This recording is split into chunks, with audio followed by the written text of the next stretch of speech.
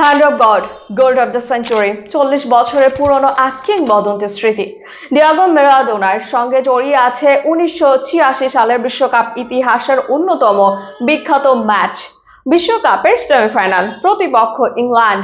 মাঠে নামার আগে এমন একটি সিদ্ধান্ত নিয়েছে আর্জেন্টিনা যা ইতোমধ্যেই ফুটবল বিশ্বে তুমুল আলোচনার জন্ম দিয়েছে। লিওনেল মেসির দল এবার ঐতিহ্যবাহী আকাশি সাদা জার্সি নয়, বরং গাঢ় নীল আওয়ে জার্সি পরে ইংল্যান্ডের বিপক্ষে মাঠে নামবে। শুধু জার্সি বদল নয়, বরং 40 বছরের পুরনো এক কিংবদন্তির স্মৃতি।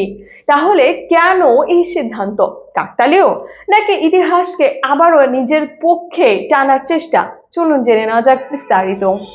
বিশ্বকাপ 2026-এর সেমিফাইনালে ইংল্যান্ডকে হোম দল হিসেবে নির্ধারণ করেছে ফিফা, যে কারণে ইংল্যান্ড তাদের ঐতিহ্যবাহী সাদা জার্সি পরবে, আর আর্জেন্টিনা বিশেষ অনুমতি নিয়ে গাঢ় নীল অ্যাওয়ে জার্সি পরার সিদ্ধান্ত নিয়েছে। এই সিদ্ধান্তের পর থেকে বিশ্বজুড়ে সমর্থকদের মধ্যে শুরু হয়েছে ব্যাপক আলোচনা।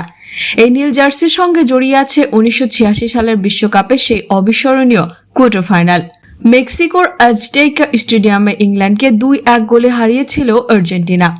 সেই ম্যাচে ডিয়েগো ম্যারাডোনা করেছিলেন দুটি ইতিহাস খ্যাত গোল, একটি বিতর্কিত হ্যান্ড অফ গড, অন্যটি ফুটবল ইতিহাসের সেরা গোলগুলোর একটি, গোল অব দ্য সেঞ্চুরি।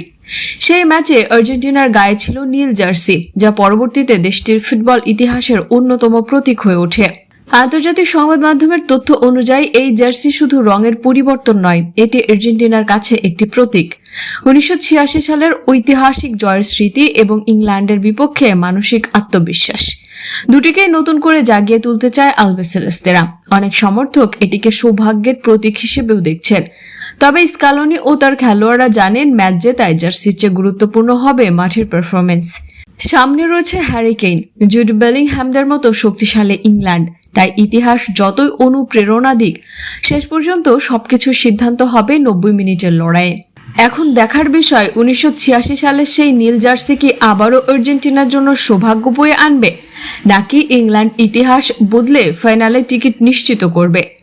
বিশ্ব ফুটবলের কোটি কোটি সমর্থকের চোখ এখন সেই মহারণের দিকেই। Anika Tahsin, sports FCB।